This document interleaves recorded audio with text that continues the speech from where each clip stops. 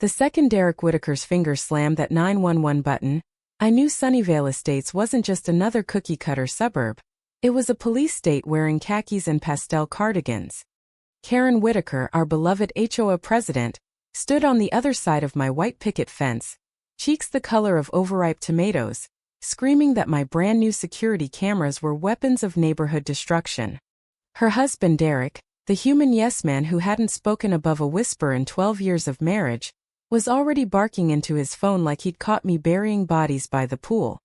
"Officer, we have an illegal surveillance operation. This man is endangering the entire community." I just smiled, wiped my hands on my jeans, and kept adjusting the tiny camera that now stared straight at Karen's perfectly manicured lawn.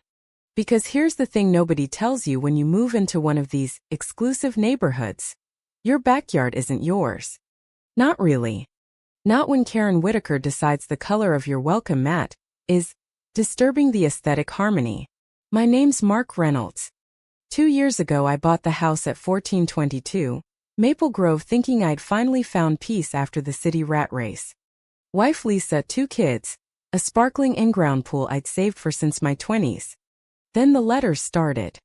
Grass exceeds maximum height of 2.75 inches. Trash bin visible for 14 minutes past 7 a.m. Garden gnome classified as offensive lawn ornament. Remove immediately or face $250 fine. I paid every single one. Smiled. Nodded. Karen loved telling the neighborhood ladies at book club how Mark is such a team player. Until the break-ins started. First it was Mrs. Delgado's shed 2 streets over. Then the Parker's garage. Then the night I woke up to glass shattering and found my own patio door jimmied open. Nothing taken, but the message was clear. Someone was casing the neighborhood. I did what any sane father would do. Dropped $3,000 on a top-of-the-line system. For discrete cameras covering the pool and backyard, motion lights, app alerts straight to my phone. Invisible from the street. Legal in every state. Or so I thought. The morning I finished the install, Karen materialized like a suburban poltergeist. 1 second the street was empty. The next she was power walking down my driveway in her signature pearl necklace and passive-aggressive smile. Derek trailed 2 steps behind like a well-trained golden retriever. "Mark, darling," she cooed, voice dripping honey and arsenic. "We need to talk about your little project." I kept my tone light. "Just keeping the family safe, Karen. You saw the police reports. 3 incidents in 6 weeks. Her smile froze. Safety is important, of course. But so is property value. Those cameras? They're a blatant violation of Section 7.4 of the Covenants. No visible electronic monitoring devices that could be construed as an eyesore or invasion of neighboring privacy. She actually pulled out a laminated copy of the HOA handbook like it was the Constitution. I laughed before I could stop myself. "Karen, they're the size of golf balls and pointed at my own yard. The only thing they're invading is the privacy of the guy who tried to rob me." Derek finally spoke, voice flat as month-old soda. "The rules are the rules, Mark. You signed the papers when you closed." That was the moment I decided I was done playing nice. Because I'd spent 2 years being the neighborhood punching bag, and today the punching bag was about to hit back. I crossed my arms. Then I guess we'll let the actual law decide. Because last time I checked, the Constitution still trumps your laminated cult manual. Karen's face did something truly beautiful. It went from smug to volcanic in 0.2 seconds. She spun on her heel. "Derek. Phone. Now." And that's when the 911 call happened. The operator must have been confused as hell. "Sir, you're reporting security cameras?" Derek doubled down, voice rising. "They're pointed at our house. This is a clear stalking situation. We feel threatened." I stood there sipping coffee from my world's okayest dad mug while Karen paced and muttered about anarchists and declining standards. 10 minutes later a single squad car rolled up, lights off, officer looking like he'd rather be anywhere else. Officer Ramirez took one look at my tiny cameras, one look at Karen's laminated rulebook, and sighed the sigh of a man who'd seen too many HOA wars. "Ma'am, this is a civil matter. There's no law against security cameras on private property pointed at private property." You folks can fight it in small claims if you want, but I'm not arresting anyone over lawn decor. Karen's mouth opened, closed, opened again. For the first time in recorded history, the Queen of Sunnyvale Estates had nothing to say. Derek just stared at his phone like it had personally betrayed him. I waved as they walked away. Have a blessed day, neighbors. That should have been the end of it. It was only the beginning. By sunset, the group chat, yes, we have a neighborhood group chat called Sunnyvale Harmony, was exploding. Karen had posted a 900-word manifesto titled, "A Threat to Our Way of Life," complete with screenshots of my cameras circled in red like they were nuclear missiles. Comments poured in. Half the neighbors were horrified I'd disrespected authority. The other half, well, they started asking questions. Quietly. In DMs. Mrs. Delgado texted me at 9:17 p.m. They fined me $500 for a bird feeder last year. Is this really legal? Frank, the retired Marine 2 doors down, sent a single thumbs-up emoji and the words, finally. Someone with balls. I didn't answer publicly. Not yet. I just saved every screenshot. Because I'd learned something important during those 2 years of quiet compliance. Karen Whitaker didn't just enforce rules. She weaponized them. And every single fine, every nasty letter, every whispered rumor about that new family who doesn't fit in, I had the paper trail. That night I sat by the pool with Lisa, the underwater lights glowing soft blue. The new cameras blinked their little green eyes at us like silent allies. You sure about this? Lisa asked, squeezing my hand. I smiled into the dark. Babe, I've been sure for 2 years. Time to remind everyone whose neighborhood this actually is. The next morning the fines started arriving. 3 of them. 1 for unauthorized electronic installations. 1 for visual pollution. 1 for creating an atmosphere of hostility. Total, $1,250. I paid them. With a check. And on the memo line I wrote, donation to the Karen Whitaker Retirement Fund. Then I did something Karen never saw coming. I started knocking on doors. Not as the angry rebel. As the friendly neighbor with coffee and a question. Hey, remember when they fined you for painting your shutters the wrong shade of beige? Want to compare notes? By the end of the week I had a folder thick enough to choke a lawyer.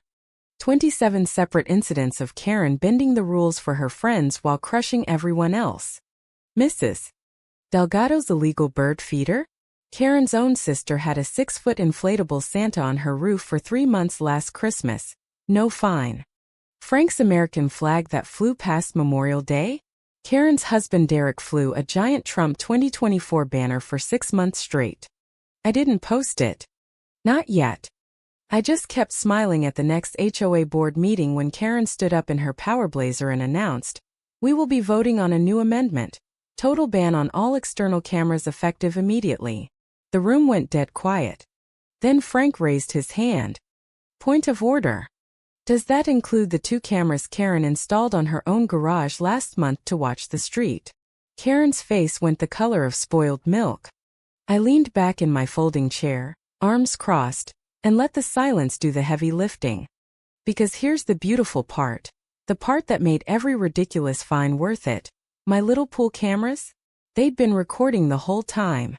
Every angry march across my lawn. Every whispered threat.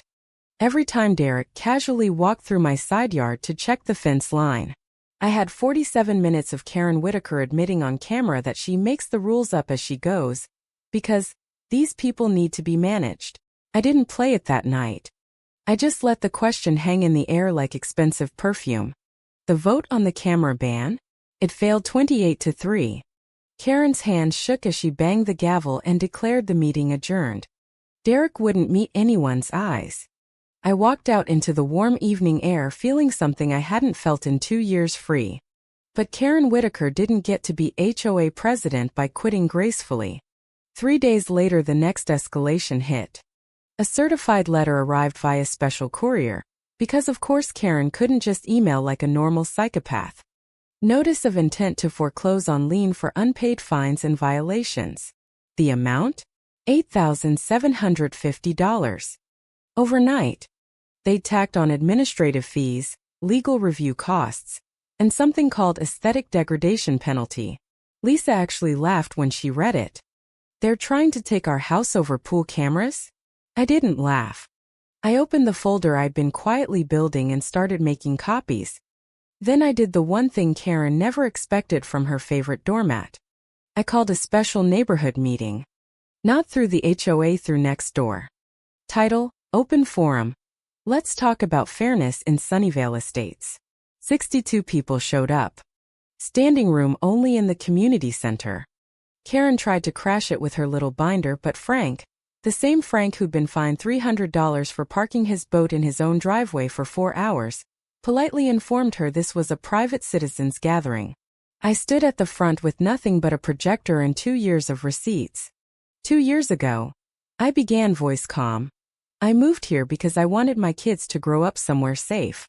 Instead, I got fined for leaving my trash can out 7 minutes too long. Mrs. Delgado got fined for feeding birds. The Parkers were threatened with liens because their Christmas lights stayed up until January 3rd. And now they want to bankrupt me for protecting my own family from the criminals Karen herself keeps saying are ruining our property values. I clicked the first slide. Side-by-side photos. My $8,750 lien notice versus Karen's sister's unfined inflatable Santa. The room rippled with murmurs. Slide 2. Derek's 6-month Trump banner versus Frank's flag citation. Someone in the back actually booed. Then I played the audio. Just 30 seconds. Karen's own voice, crystal clear from my camera footage. The rules only matter when I say they matter, Derek. These people are sheep. They need a shepherd. Dead silence. Then chaos. Mrs. Delgado stood up shaking. You fined me $500 for a bird feeder while your own sister had a blow-up Rudolph the size of a minivan? Frank's voice cut through like a drill sergeant. I lost my flag for 2 weeks and you flew political banners for half a year? More voices joined. The dam broke. People pulled out their own folders, yellowing letters, canceled checks, screenshots of group chat bullying. Karen tried to speak, but every time she opened her mouth someone else stood up with another story. I just stood there watching the queen lose her crown in real time. Derek actually tried the 911 play again. Pulled out his phone right there in the community center. This is harassment. Officer Ramirez, who apparently now recognized the address, walked in 5 minutes later because someone had called him proactively. He took one look at the projector screen still showing Karen's face mid-rant and sighed that same world-weary sigh. Folks, I'm not here to mediate HOA drama. But if anyone wants to file an actual police report for harassment or fraud, I'll take statements. He looked straight at Karen. Ma'am, I'd advise you to leave before this gets uglier. She left. Head high, pearls gleaming. But her hands trembled so hard the pearls clicked like worried rosary beads. Derek followed like a kick dog. That night the group chat changed its name to Sunnyvale Fairness Coalition. Karen was removed as admin. But the best part? The very next morning my $8,750 lien was quietly withdrawn. No explanation. Just gone. I thought we'd won. Then Karen played her final card. She filed an actual lawsuit. Defamation and intentional infliction of emotional distress. Claimed my audio recording was illegal, and that I'd orchestrated a campaign to destroy her reputation. The court date was set for 6 weeks out. The neighborhood rallied like I never expected. Frank organized a GoFundMe that hit $15,000 in 4 days. Mrs. Delgado baked enough cookies to feed a small army and delivered them with little notes. For the revolution. Even the quiet ones started wearing matching t-shirts that said, Cameras don't violate covenants, Karen does. I spent those 6 weeks doing 2 things. Preparing my defense with the best HOA lawyer money could buy, and making sure every single resident received a copy of the full 47-minute recording. Not to shame Karen. To educate. Because here's the dark comedy in all of this. The more people listened to her own words, the more they realized she'd been running Sunnyvale Estates like a personal fiefdom for 12 years. Fines waived for friends. Rules invented on the spot. Dissenters quietly priced out with endless violations until they sold and left. The lawsuit backfired so spectacularly it should have its own zip code. Court day arrived under a sky so blue it felt sarcastic. Karen showed up in a new power suit, pearls upgraded to diamonds, Derek carrying a briefcase like he was her lawyer instead of her emotional support animal. I walked in with Lisa, Frank, Mrs. Delgado, and a USB drive containing the full unedited footage. The judge, a no-nonsense woman in her 60s, took one look at the docket and pinched the bridge of her nose. Let me get this straight. You're suing this man because he installed legal security cameras, and then shared recordings of you, admitting to selective enforcement of HOA rules. Karen's lawyer tried the legalese dance. Your Honor, the recording was made without consent. The judge cut him off. In his own backyard? Where your client was trespassing. Try again. I played the clip. The entire courtroom heard Karen say, clear as day, these people are sheep. They need a shepherd. Karen's face did that tomato thing again, but this time it looked terminal. The judge ruled in under 20 minutes. Case dismissed. With prejudice. She also ordered Karen to pay my legal fees and issued a rare judicial smackdown. This court will not be used as a weapon by homeowners associations to silence legitimate safety concerns. The covenants of Sunnyvale Estates will be reviewed by an independent auditor within 30 days. Until then, no new fines may be issued. The courtroom erupted. Actual applause. Karen didn't even wait for the gavel. She bolted, pearls flying, Derek scrambling after her. 2 weeks later, the independent auditor released his report. 37 pages of Karen's greatest hits. Selective enforcement. Financial irregularities. Falsified meeting minutes. The board had no choice. They called an emergency vote. Karen Whitaker was removed as president 42-0. The new board, Frank as interim president, Mrs. Delgado as treasurer, immediately repealed the most insane rules. Cameras? Legal. Bird feeders? Encouraged. Flags? Fly them proudly. Grass height? Mowed is fine. The first official act of the new regime?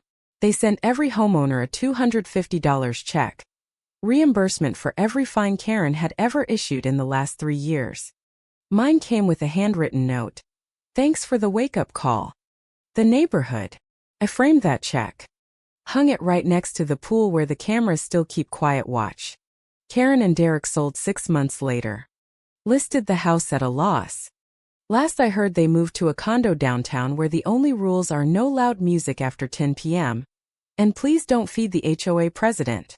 The night they moved out, I sat by the pool with Lisa and the kids, the underwater lights glowing, the cameras blinking their friendly green eyes.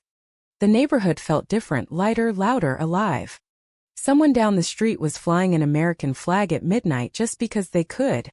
Mrs. Delgado's bird feeder swung in the breeze like a victory banner. I raised my beer toward the dark house at the end of the street. Cheers, Karen. You taught me something important. Never let anyone tell you your backyard isn't yours. Lisa clinked her glass against mine. And never underestimate a quiet dad with cameras. The kids splashed in the pool, laughing under the stars that finally felt like they belonged to all of us. So here's my question for you watching this right now. Was I the villain for protecting my family with a few tiny cameras, or was Karen the real criminal for turning an entire neighborhood into her personal kingdom of fear and laminated rulebooks? Drop your verdict in the comments. Team cameras or Team Karen? And if you've ever gone to war with your own HOA, tell me your story. I read every single one. Because the revolution isn't over. It's just getting started.